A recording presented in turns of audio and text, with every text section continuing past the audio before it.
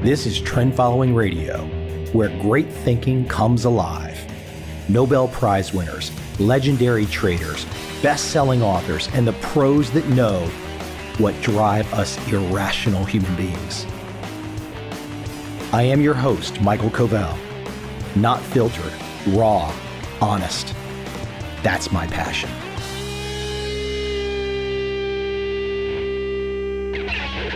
I'm holding in my hands my fine new book, Trend Following Mindset, the genius of legendary trader Tom Basso. This book inspired by the many interviews with Tom on this show. And as you might expect, if I'm going to have a new book about Tom, influenced by Tom, inspired by Tom, including all kinds of work from Tom, well, you might expect Tom to be on this show again. And today he is. Without any further delay, and if you're not aware of Tom, of course, check out the new book, Trend Following Mindset. But for starters, episode 400 on this podcast. Episode 400 is not necessarily a prerequisite for today, but it's a good starter. Without any further delay, let's jump right into my guest today, Tom Basso.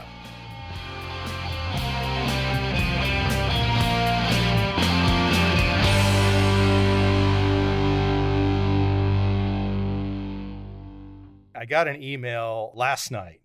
It says, "Hi, Mike. That's great news that you have your new book with Tom translated into Thai language. I'd get one for my girlfriend if she was into trading, but she isn't. Here's the kicker. You're going to smile when you hear this. I've been wanting to ask you a question for a long time. I wouldn't ask it on Facebook because I don't want to embarrass anyone. I mean, no disrespect to you, but I have a curious mind.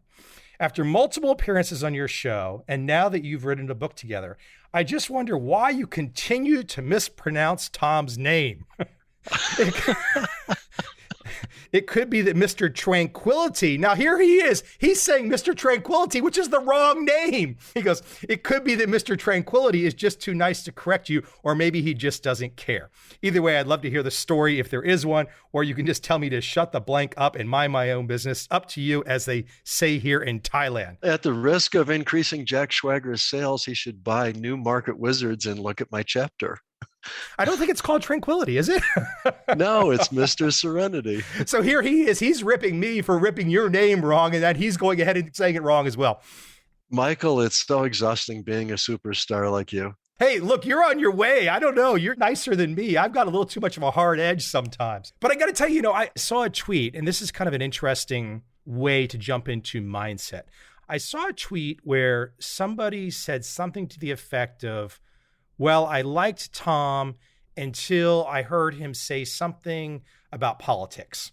My first thought was, okay, what is politics in the modern age? Well, it seems to either be one side has kind of got a open, rational, logical mind, or the other side is just pure emotion. So my thinking is here's a critic, somebody who says they like you, but then they just don't like you now because they heard you say something political. And I'm thinking to myself, what would you expect the engineering mindset guy to do? To jump up and down, to scream, to yell something? Like, it's not even really a political question. It's more about how you operate.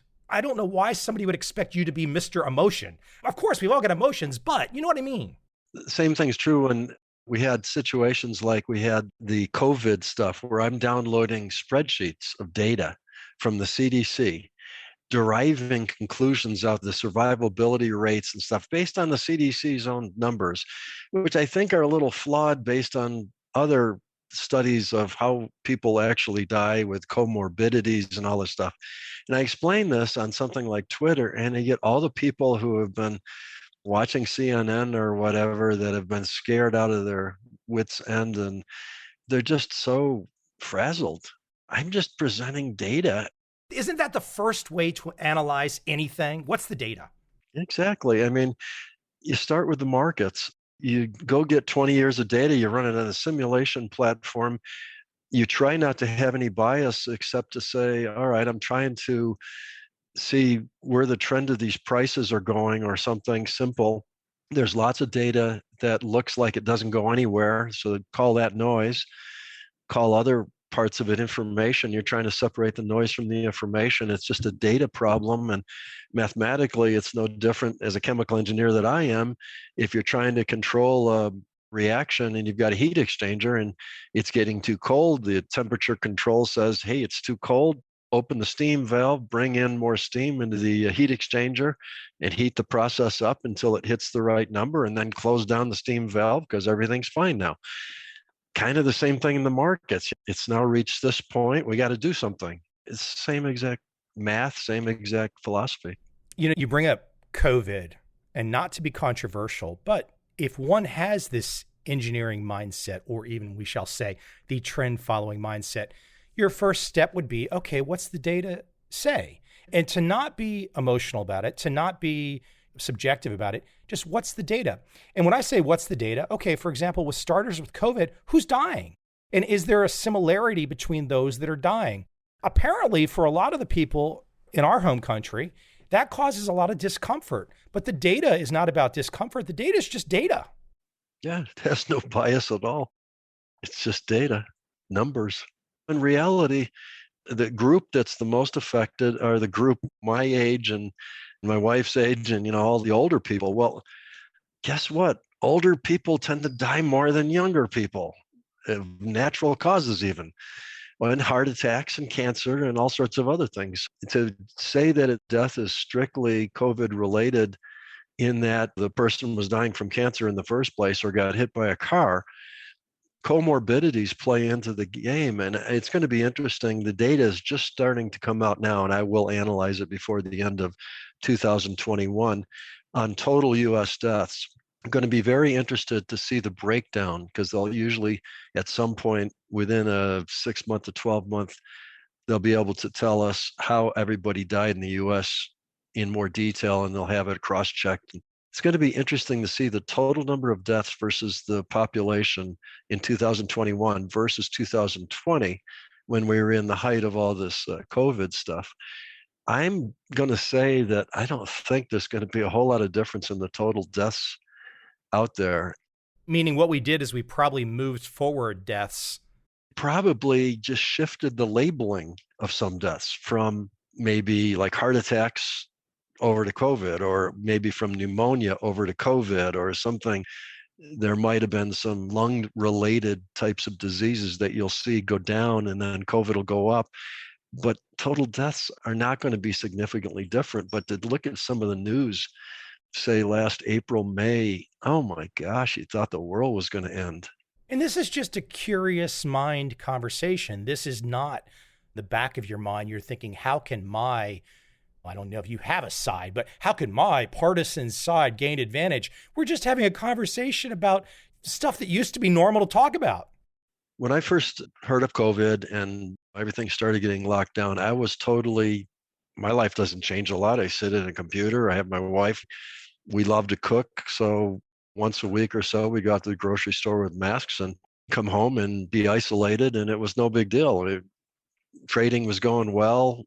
We had a lot of things to do to keep us busy. So it was no big deal. I was totally happy to protect myself and my neighbors. But that gave me a lot of time to start looking at the data, and the data was not supporting locking everybody up at all, or especially closing down what is almost a $20 trillion economy in the US, and who knows what it is around the world, just to try to prevent transmission of this thing, which it seemed like it didn't anyway. It was kind of foolish. If you can get enough young people, especially, you're the guy that can stand on his head with yoga and everything, you're in good shape. The rest of us mere mortals that just go and work out and maybe do an elliptical session and a little light weights, we're in good shape enough to be healthy. You probably got like a 99.7% survivable rate, even if you get the thing, which is not a guarantee either. Why is everybody warping the entire world for something so ridiculously in your favor of surviving? It doesn't make any sense mathematically. I've not been back to the States for 2 years, primarily because of COVID, but I happen to have been in a country, just to put the data point out there, a country of 100 million people that has experienced 50 deaths related to COVID. If you take the data a step further, my home country, the country that you're in right now, is the most obese country in the world. Vietnam happens to be, on aggregate measures, the least obese country in the world. That's just data. And you would think that 100% of all populations could hear those few data points and say, okay, that's a jumping off point. Let's get in there and let's find out what that means. But we can't do that. We can't do that. No, this is the way it is, and it's a mandate. You must do it. I did not check going back, though. Was it 2012? It must have been 2012, the first time you came on my podcast. It was a long time ago. I have no idea. 2012. Well, was that a secret Tom plan all along that's come on the Crazy Mike's podcast, and then in 2021, there'll be this really cool book that I keep looking at? I really think it's my favorite looking cover. Really, I think it's the coolest looking cover. The cover does get a lot of compliments. I'm considering repackaging myself as a senior male model. Maybe I can pick up some extra income. Come on, that's an awesome picture, right? You know, Yeah, I know. It just worked well. I had no idea.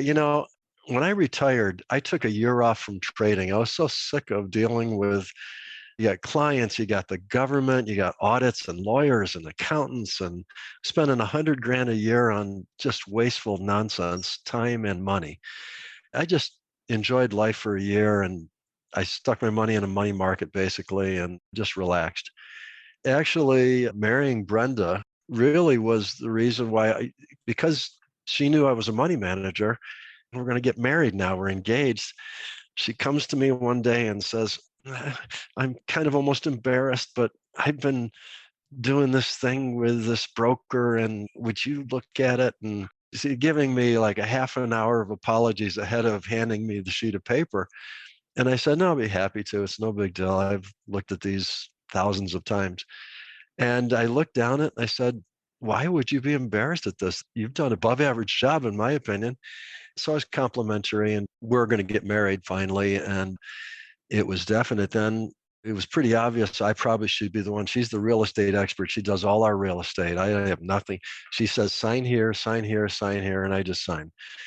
But when it comes to trading futures or ETFs or whatever, I'm her guy. I'm managing her portfolios and she's managing my real estate. It's worked out great. But the interesting thing is she has no idea. I started getting back into trading to manage hers. And then I thought, well, as long as I'm doing hers, I might as well do my own. So I got all the money out of money markets and I fired everything up.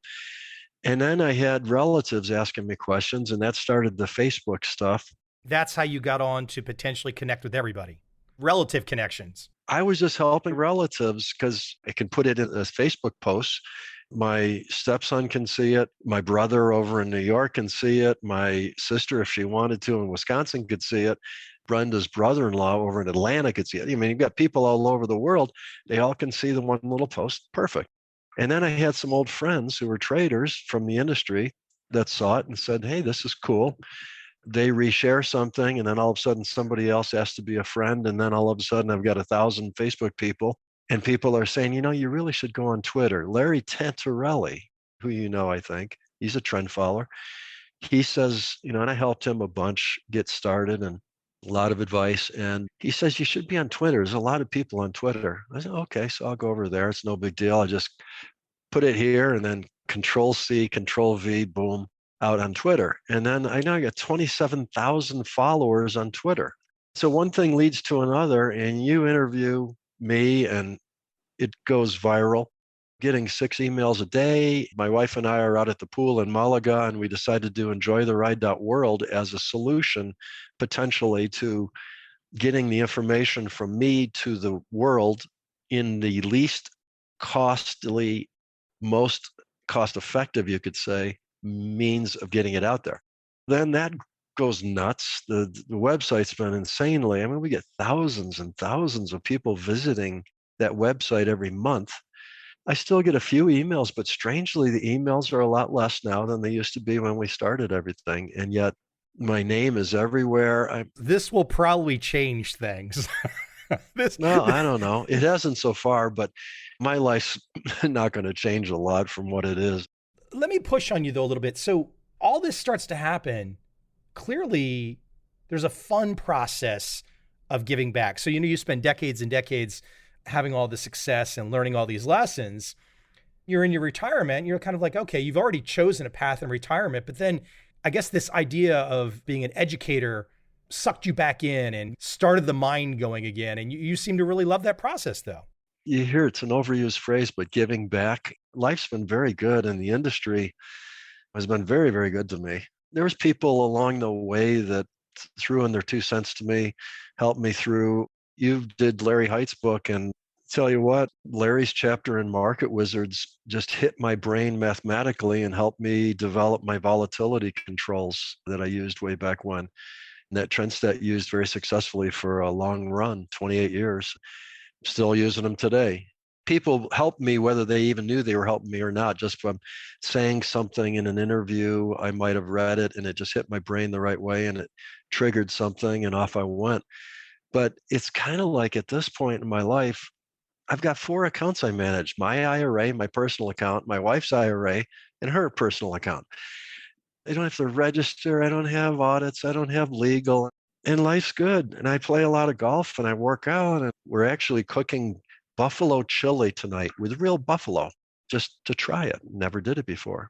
So life's very interesting. And this gentleman that called me from North Carolina just about an hour ago, I've known him for 4 or 5 years. He's followed me on Facebook, I guess. He was at an interesting time in his life. So I just did a Zoom call at his request.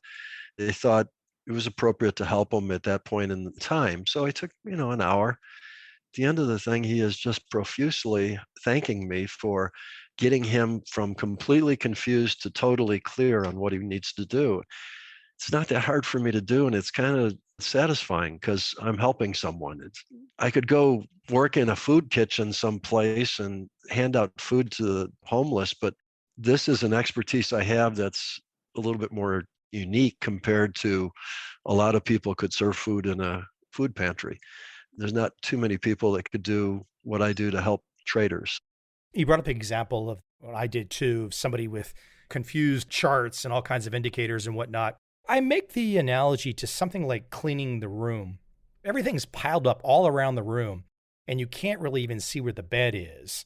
That's like one of the first steps is just to, and I guess where this question is really going is kind of the timeless aspect of something like trend following. Because look, there's a lot of young people, they might be saying, okay, he's older, he's retired. What does he know? The markets have changed. There's new markets, there's crypto. And what I think a lot of people don't get is us humans have not changed. You can change the skins, so to speak. You can change the playing field. You can add some new markets or whatnot. But humans, they move in herds and they like to go up and down. If that's the case, your wisdom is going to work long past the time that you and I are on this planet. If you look at it from the standpoint of electronic communications, you have more ability to move the herd quickly with technology and with instant communications than you ever have in the past. In the old days, you had to wait till the Wall Street Journal came out the next day to get the fact that, oh my God, the markets crashed yesterday, and people starting talking about it at the lunch table. And by the time a couple of days go by, they make an action to their broker by making a phone call. Well, today it's Twitter shows the market's down 1%. And I'm on my Interactive Brokers account or whatever, hitting a sell signal in there within the next 5 minutes. Everything is speeded up so much. The psychology that used to take 2 years to do a bear market, 50 cents on a dollar in the S&P 500 back in 73, 74, is now accomplished in 6 months or less. During COVID, it was down, 30 something percent in 2 months maybe or something. Stuff happens quick now, but it's the same psychology going from euphoria to depression and back to euphoria. That hasn't changed. What I love about how you just kind of do that depression, euphoria, back to depression or the other way, whatever, is that we can't really control that. And so you've got this great phrase that if I didn't co-opt several great phrases already, enjoy the ride is a fantastic phrase. I'm going to stay there a little bit with it because it's almost Buddhist clever in the sense that so much of the great Buddhist sayings, you read them, and if you don't have a lot of experience, it might just be, well, that's a sentence. But if you've got a lot of experience, you realize, wow, Those old dudes a couple thousand years ago, whoever was writing all that down, really had deep insights into the human condition. Yeah. Enjoy the Ride, of course, came from a certain transaction that had happened, and I was just trying to put an end to a comment about being whipsawed. This is part of trading. Enjoy the ride. Everybody jumped on it so much; it's just way beyond me now. In Twitter, I think in the last 2 weeks, I bet you I've seen 10 or 15 different people end their little tweet as Basso underscore Tom always says, enjoy the ride. I got other people saying it now. People know what ETR means. It's LOL, laughing out loud or something. Everybody knows what LOL is. Well, now everybody knows what ETR is in the trading world, at least. It's crazy. Let's tear it apart some, though, because it is deceptively simple, but very complex. It is. It means stay in the moment, enjoy the process of trading, and let go of the results. The ups and downs are going to be there. You're going to have whipsaws. You're going to have huge runs. I mean, I've been on lumber for I don't know how long now. I glance over at my unrealized profit on the one contract I now own because I've sold off some of them. It's huge. I'm thinking this is insane. Is the lumber market going to keep going like this? Maybe, maybe not. I don't know. If I could be in that the rest of my life, that'd be okay. But I'm enjoying the moment of where I am today. There's going to be good periods. There's going to be whipsaws. I'm going to have losing trades and winning trades. And all of that is not worth a whole lot except to be right where I am today, enjoying talking to you, which I always do. You're a fun guy to talk to. Enjoying seeing what happens to the book and enjoying seeing what happens with Standpoint. You know, I'm the chairman of the board. We've got a board meeting tomorrow that I'm preparing for. And the kids, as we call them, two old guys on the board, me and another guy, we call the Standpoint folks the kids because they're all a whole lot younger than we are. They call me their surrogate dad. We have a good time, but they're slaying it. I'm consulting with a gentleman who's putting together a trading platform that will do simulations and run trading and actually execute the trades to the broker. That's been a lot of fun. I'm probably going to go live with it 1st of May, just a week or two away. I can't yet tell you the name of it, but you will know within the next month or two. Give you a little tease there. Just helping. He's asking questions. I'm trying to help him go in the right direction. I get to use this thing when it's done. That's a nice deal. It's like having somebody customize software for me. Let me keep you at the ETR a little bit more because, again, deceptively simple but complex. Enjoy the ride means, or built into that, is how you deal with control and how you deal with controlling anything. You make decisions on how you run your life every day. Everyone does.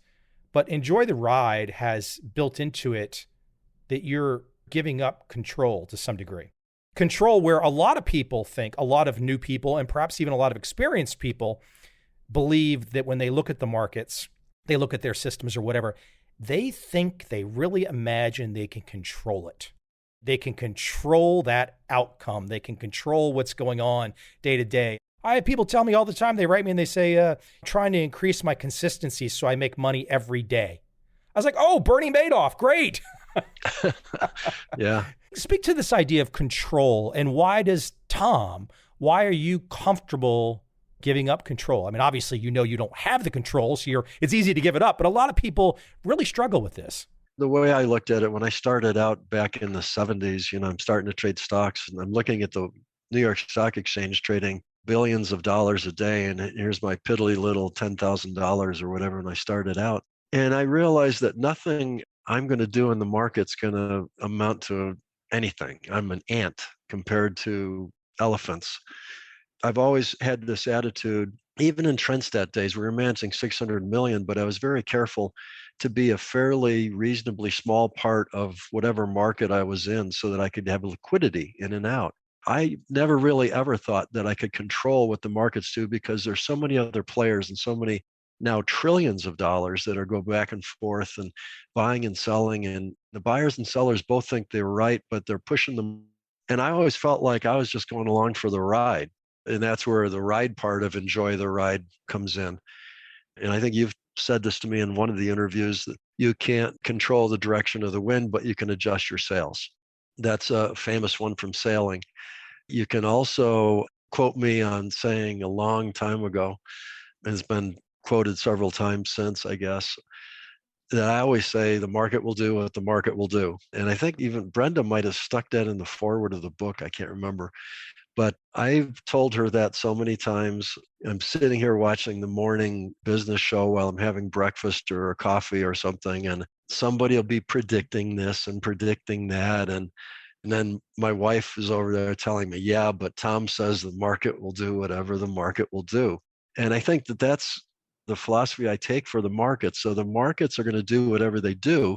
My job is to just go along for the ride. And while I'm doing it, I need to manage risk, manage volatility, manage margin, manage the different things I can control and enjoy the process. I mean, there's no point in going through life miserable and hating what you're doing. So you might as well let the markets do what they're doing and don't agonize over predicting and angst over if you predicted wrong and all that stuff. That just adds a lot of stress and strain to your body, and that's not going to help your process.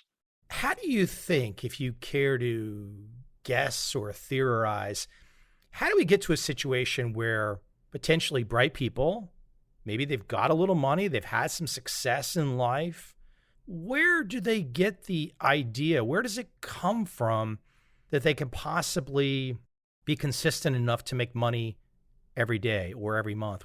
What's going on there, do you think? I don't know if I've ever been asked that question exactly that way. The brilliant minds that I've run into, and I'm talking people who blow me away mathematically, computerization. I mean, these are geniuses. I'm maybe a smart guy that did some good things in chemical engineering and adapted it over into the markets, but I'm talking true rocket scientist type guys, NASA types. When I run into them, they almost can't even pull the trigger on a trade because they are so looking at the data and saying, if I take this data and apply every polynomial regression that I can figure out, I can match exactly what the market's doing, and it'll tell me what it's going to do next week with 100% accuracy in historical simulations. So I'm going to just break the bank here. And of course, it doesn't work. They lose their money and then they're shell shock and they start doubting themselves. And wait, I'm a brilliant guy. My IQ is genius level. I think there's a tendency to start thinking that they can actually figure out the puzzle that is unsolvable. The markets will always do what markets will do. And they're so complex that in my mind, in just natural events, a volcano goes off in Iceland and shuts down air traffic for a week all across the Atlantic. That's affecting economies. It's affecting stocks in American Airlines and all sorts of stuff. How do you know that that volcano is going to blow? There's just unexpected sunspots that are going to come in and they're going to throw the market off in a direction that none of your algorithms are ever going to predict. So you just got to let the market do what it does and realize that it's going to go up, it's going to go down, sometimes it's going to go sideways. And if you can deal with all three of those little three scenarios, you're home free. Just keep doing it and enjoy the ride.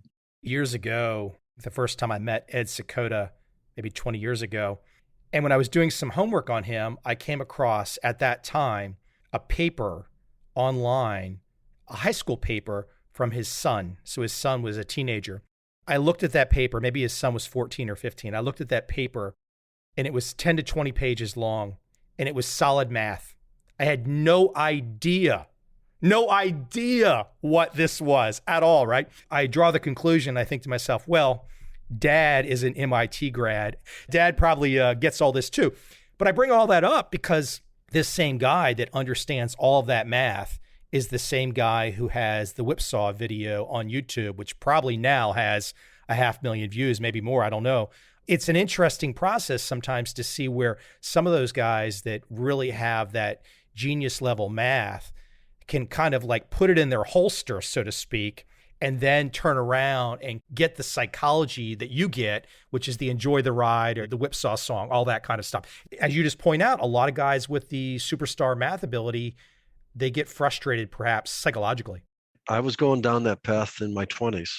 Seriously took 4 or 5 years of a lot of modeling and a lot of thinking I could figure it out. And then I realized somewhere along the way that letting my profits run and cutting my losses short, simple trend following and simplifying and making it less complex made it more robust.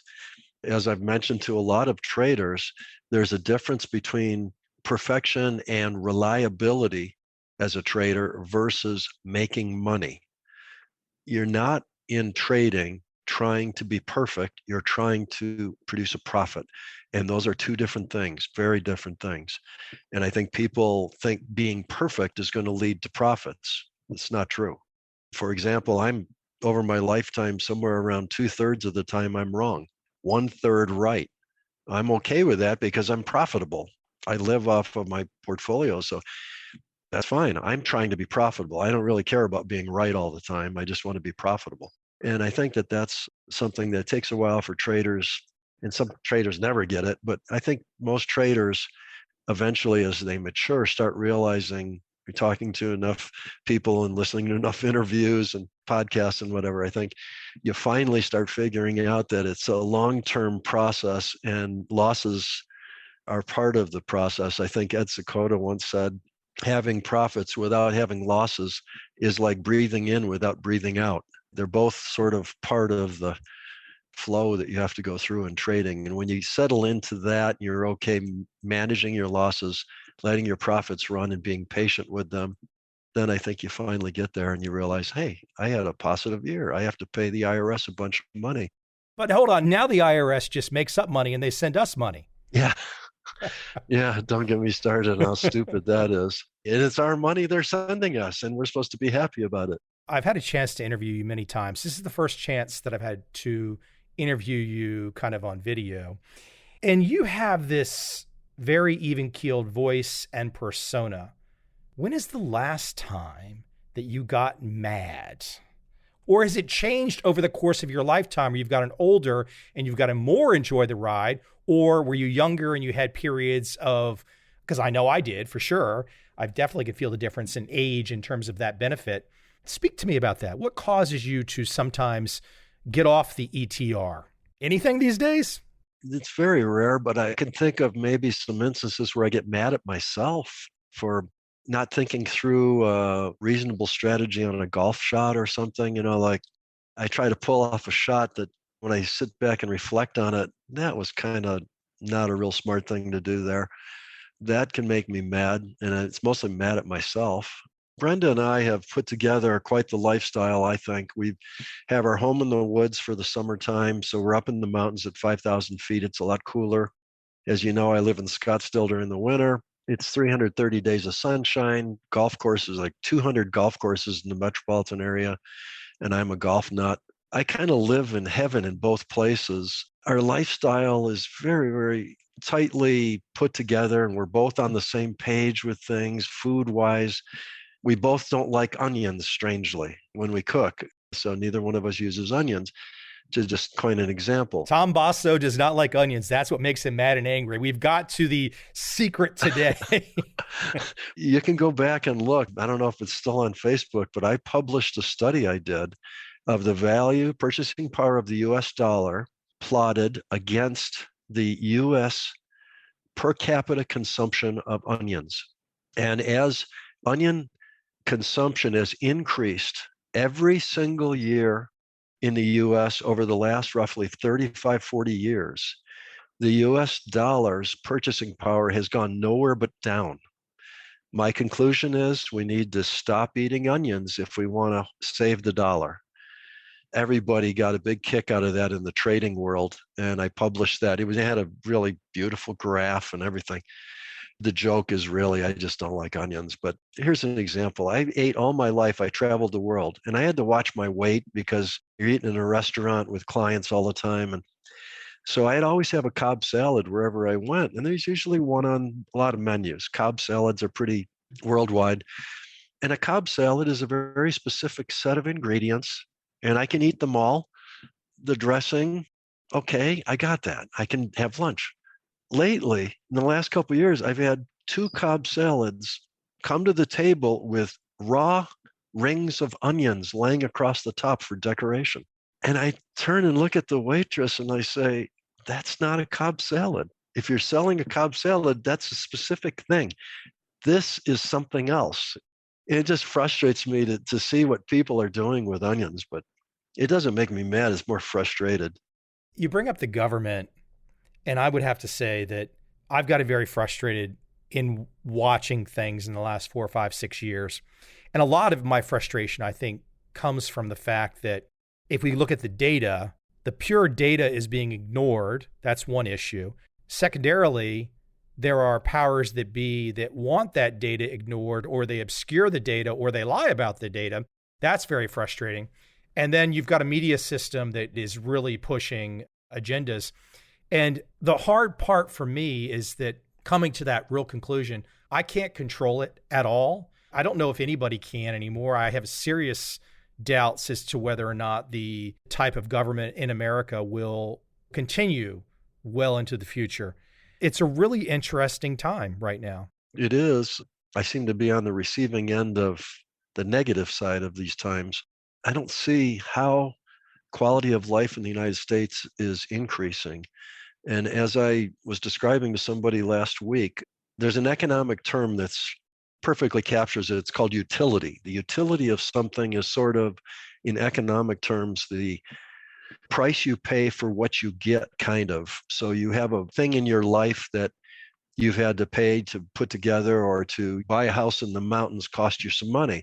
The utility you get, or the benefit of the cooler air in the summertime, for me, the ability to play golf in the mountains, the ability to go hiking, ability to work out. We call it summer camp. Our ability to do this has a certain benefit, and it costs us something to receive that benefit. So when we wrap that all together, that's the utility. If it's a positive utility, it's a good thing. If it's a negative utility, it's not good.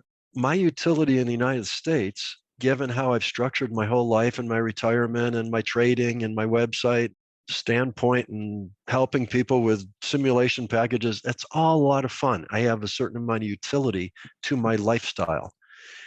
It's on the decline, unfortunately, thanks to the US government. That's not helpful. If you think about the idea of giving back too, here you are at a certain station in life, and I look at kids today that are 20 years old. They're being bombarded with media messaging and government policy that doesn't make any sense at all, but they don't necessarily even have the foundation to be a skeptic, to criticize. It's almost like they're kind of taking these kids K through 12 and laying them on their back, forcing their mouth open and putting the fire hose in. A lot of parents are just going along with it because I guess everyone's afraid to speak up. But again, back to the data. I mean, this is just, I'll give a concrete example to be controversial for a second. If I think about something like crime, there's all kinds of crime in America. Okay, that's great. So then what we should be asking as Americans, where is the crime? Who commits the crime? When is the crime committed? What cities? All these kind of basic questions. But we've reached a point where those kinds of basic questions, which really are not political at a base level, we're not allowed to ask those things because there are people with political agendas that don't want just the basic information known. And you're obviously a racist for even suggesting that we look at the data. We become kind of like an ad hominem society. If I don't like what you say, I'm going to call you a name, and I'm going to call you a name. It's almost like saying, well, you beat your wife. You know, it's that kind of crazy talk, and you can't respond to it. It's crazy. What's bizarre is in my lifetime, I'm a lot older than you are. I am probably the most vilified segment of the population in the United States. I'm an old white male. One step away from being a Nazi. I'm probably a racist, fascist Nazi too. I mean, I'm the most vilified small segment of the population. Here I am, not bothering anybody. I'm helping all sorts of people. I give a ton of money to charity. I mean, you got to be kidding me. It is so illogical. It's hypocritical.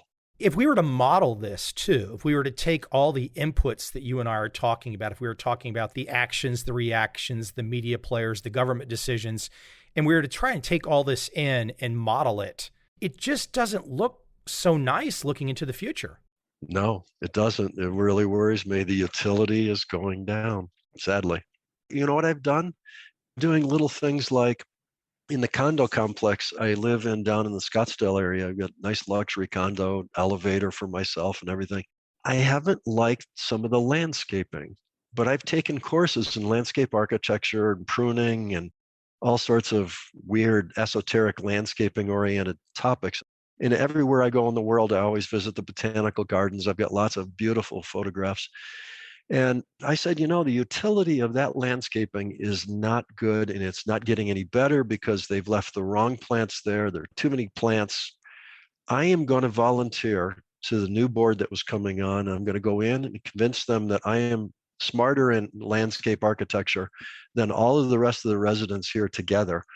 I'm going to get their permission to go in and take a whole section of the condo complex. And I'm going to just spend a few days. It took 4 days. And I'm going to take out about every second or third plant selectively, leaving the other ones to grow and be beautiful. At the end of 4 days, I had had about 20 compliments from residents who were walking by and complimented my work. I had the board completely agreeing to allow me to create a whole landscaping plan for the entire condo complex between now and fall, which I volunteered and will be happy to do. And it'd be a fun project for me in retirement. We'll execute that starting in October. What am I doing there? I'm spending some effort, but instead of when I walk Banjo the dog up and down the street, looking at some of this stuff and saying, gosh, why would anybody put that plant there? I'm now going to look at all this beautiful landscaping and say, wow, I love living here. I'm increasing my utility. Interesting thing that you said there is you said you weren't being cocky or overly confident, but you said something about being smarter about the landscaping. I think this is an interesting way that people have gotten lost in the modern age. You didn't say you were smarter because, oh, hey, I'm all that. You had already given the foundation that you've traveled the world, you've seen the botanical gardens, you have experience. And anybody that starts to do something like that, who has a passion for something like that, they build up there's a certain gray matter that increases. You see things that perhaps the average 25-year-old in Scottsdale who might be managing the garden, who has zero experience, doesn't know. For example, the ex-board members who used to be running the landscaping that created this nonsense were a little pissed off at me for going in and taking out a bunch of plants. So they came down in a huff in their car 2 days after I had started the process, and one of the current board members happened to see them looking out his window. So he watched them for a while, and they'd talk, and then they'd look at the plants, and this guy's looking over there, and that woman's over looking at this one, and then they're coming back and talking some more. They can't even tell what I did. It looks fabulous, and they can't figure out what I did because they were going to complain about it. And they kept doing it for 10, 15 minutes. They finally gave up, got in their car, and drove back up to the end of the subdivision. You've just described America on almost every issue. You have a certain level of inexperience on major issues, and all these people with inexperience are being allowed to make major calls. And there are so many, regardless of political stripe, there are so many wise people with lots of experience that are just kept out of the power system these days. I don't want to belabor the point, but it's funny days for Mr. America right now. It is. It is. I find it fascinating that you live in Vietnam and you're kind of a citizen of the world. You and my friend Lawrence Bensdorp is another one. He does the same thing. He's now in Brazil just because he chooses to be. He wanted to learn how to speak Portuguese. It wasn't planned. I came here and there's no welfare system. So you immediately see that every last person is hustling. Every last person wants to do a side hustle, a side job or something. And I think also too, when you notice that a society, people might say, well, this sounds like you are kind of a jerk, Mike. No, but I'm not being a jerk when I say this. I truly enjoy being in a society where people are taking better care of themselves physically. It says something about the overall direction. So all these little things, you don't expect to show up in a country that America was once bombing that seems to be leading with the American dream better than America. That's very strange to me. What do you see over here in the United States? The Vietnamese showing up and doing the nail parlors and stuff. My wife goes to a Vietnamese person down in the Scottsdale area to do her nails. They work 7 days a week. All of them work 7 days a week, hardly ever take a vacation. They send money back home. They just strive like crazy to better themselves. That's very refreshing to me. There's a certain energy about being in the midst of a whole bunch of people that are all doing that, because it makes you almost want to match their energy. It keeps you alive. I mean, one of the things that's been fun about enjoytheride.world is I got all these other traders asking me questions, and some of them are good questions, and they stimulate my brain and say, hey, I ought to go check that out. I need to get a simulation platform going on that one. That might be a fun thing to look into and just understand, because it's something I haven't looked at before. And that stimulates me. But if everybody's just sitting on their laurels and all buying CDs, I'm not being stimulated, and it wouldn't be nearly as much fun to be part of. There has to be a challenge in our life. The moment the spring unwinds completely, then it's over. Then there's nothing else. Yeah. Hey, I know you need to go eat. Tom, where can we send people? What's the main website these days? I know it's Enjoy the Ride. Well, enjoytheride.world is the website that has all my trader education stuff on it. It's got all your interviews and a whole bunch of other interviews. It's got, we've got videos, we got webinars I've done, we've got books that I've recommended, including this one you and I just did. So it's all there, all my explanation of how I hedge my stock portfolios. That's enjoytheride.world. I'm Tom at trendstat.com, which I've been for about the last 35 years or something, email wise. But I'm on Twitter, Facebook. For Facebook, don't send me a friend request. Just go to the Tom Basso page and follow me. That's where I put all my posts. My personal one, I put pictures of my granddaughter when I go out in the ocean with her or something. There's nothing there for traders. If you want to see what I'm doing there, Facebook on the page side. I'm also on parlor.com and MeWe, and I like both those platforms. Probably like MeWe better as the way it's structured. I don't know if it's caught on mainstream yet. Well, hopefully one day when COVID passes and the flying system opens up again, I'll make it your way. I'll get you and Eric out for dinner down there. Eric and I go out to lunch usually about once every 3-4 months, and he's another brain trust. He blows me away mathematically. He's one of the guys of the world that when I'm having lunch with him, I got to really pay attention to what he's talking about, because sometimes some of the words he uses are 6-syllable and they're pushing my brain a little bit. But he talks statistics. He's a really smart guy, and I love him. He's like a son to me. I get to see him tomorrow in the board meeting, so it'll be fun. But he's a sharp kid. He really is. Well, Tom, is always good. And again, fun stuff with the book. Let's see how it does. I told you in email, I'm a kind of a long tail guy. I really do believe it's one of those things that will, so many people spend all kinds of money to try and make a dent on that first week. But all of my books have done very well over time. So I think that's part of at least that's my perspective. Yeah, I think that's fine too. I mean, I think the amount of press and positive comments we're getting have all been on balance very, very good. So I'm very pleased with the launch and happy to go with the flow with it. It's all going to get interesting, I'm sure. Well, let me get off the phone with you, because this episode is immediately going to my editor because it goes live on Thursday nights. So there you go. Okay, Michael. Michael, it's always a pleasure. I always enjoy talking to you, and best of luck with your part of the book. Enjoy the ride.